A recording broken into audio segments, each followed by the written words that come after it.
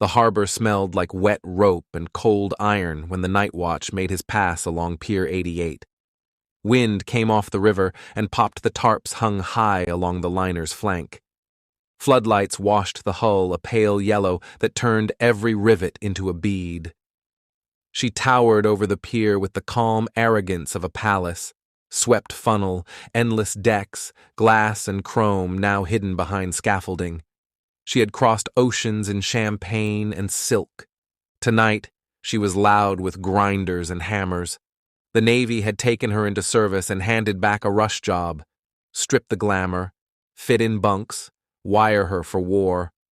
Inside, a cutting crew sliced through a steel support and let sparks skitter across a concrete deck filmed with dust. Painters had sealed surfaces in lacquer for the cold, and carpenters were prying out lounges to make room for hammocks and troop berths. In a locker off the Grand Salon, stacks of kapok life jackets sat dry as tinder.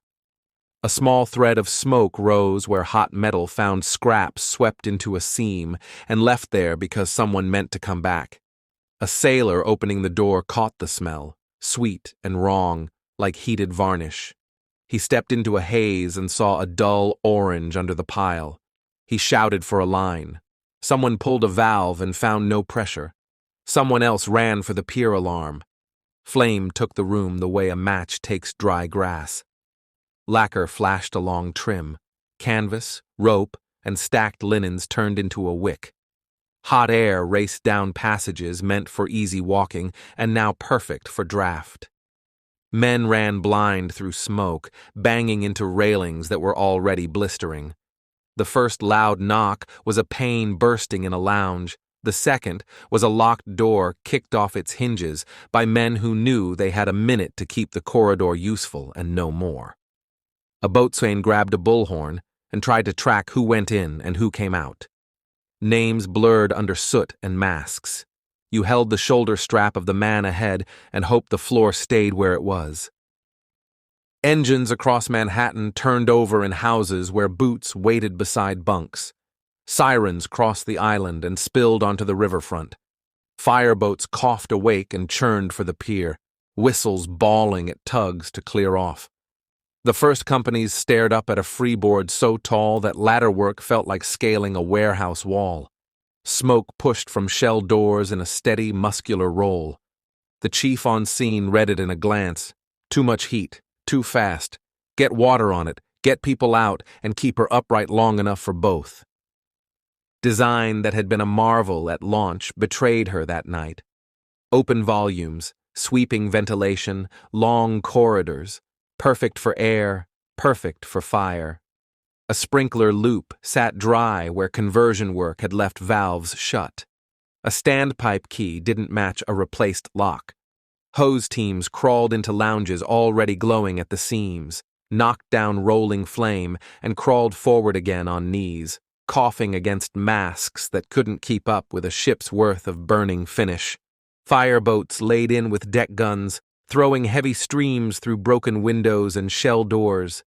Tower ladders on the pier arced water onto the superstructure until the metal stopped oil canning from heat.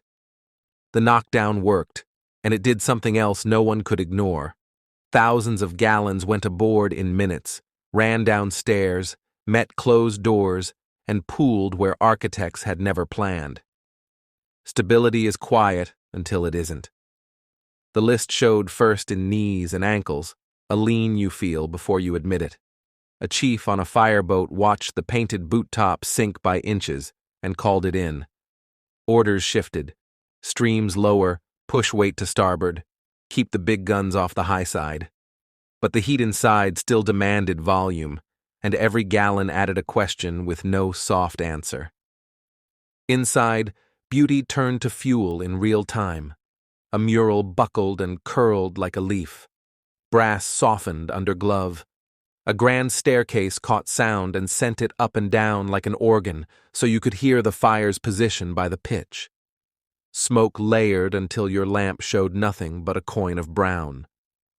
A petty officer crawling along a bulkhead felt his palm land on a shoe with a foot still in it, shouted for a body team, and kept going because the living were still yelling from somewhere that felt 10 feet away and was 2 decks over.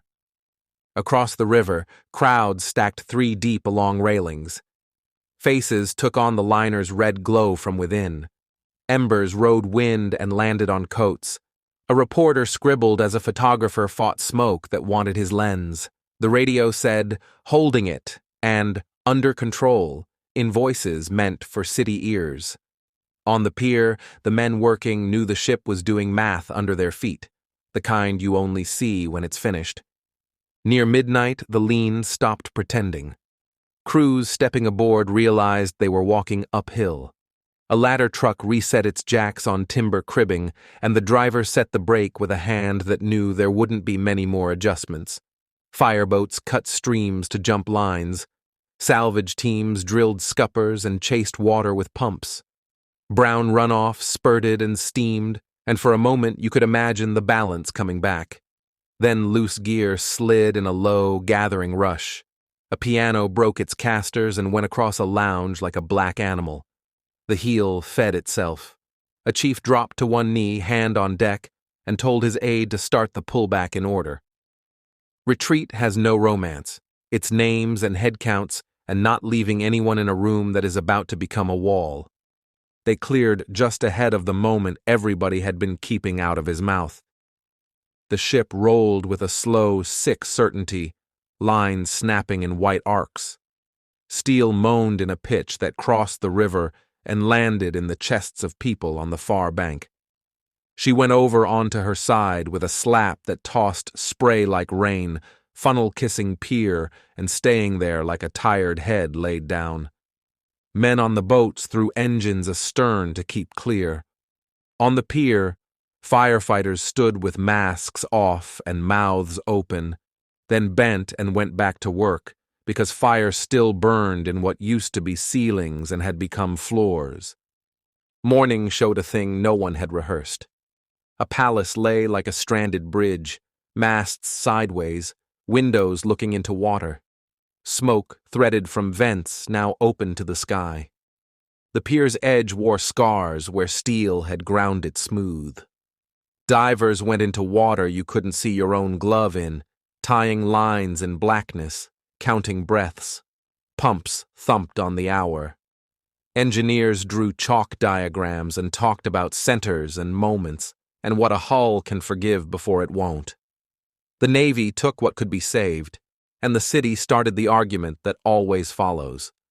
Was it the spark, the lacquer, the uncharged lines, or the heavy streams? People picked sides over coffee. Everyone was right enough to be angry.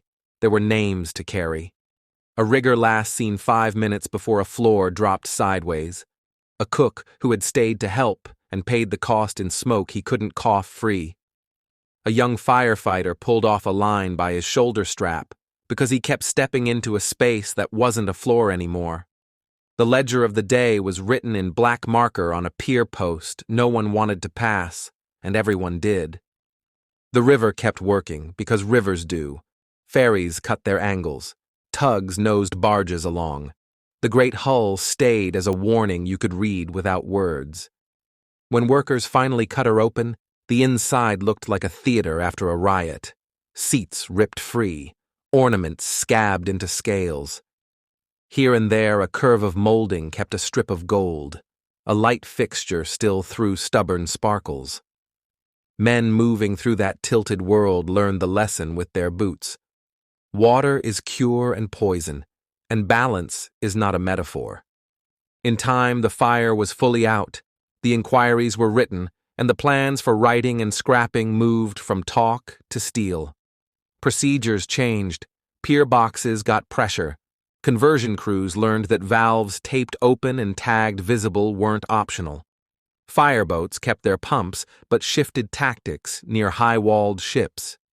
Chiefs drew lines on diagrams showing where streams could go and where they couldn't, and why the angle of a deck is a clock you ignore at your own risk. Ask the harbor on a winter morning, and it still answers in small sounds. Slap of wave on wood, clink of chain, slow thrum of a tug at idle. It remembers the first lick of orange behind a quiet door, the way heat bulged glass, the rattle of ladders, the thud of couplings, and the long, steady roar of water that gave and gave until giving took the ship itself. It remembers men running bent double, calling names into smoke, and one last moan of steel as a floating city rolled and lay down beside the pier like a giant putting his cheek to the river to listen. Thank you for listening to The Sunken Ledger. Subscribe for more true stories from the depths.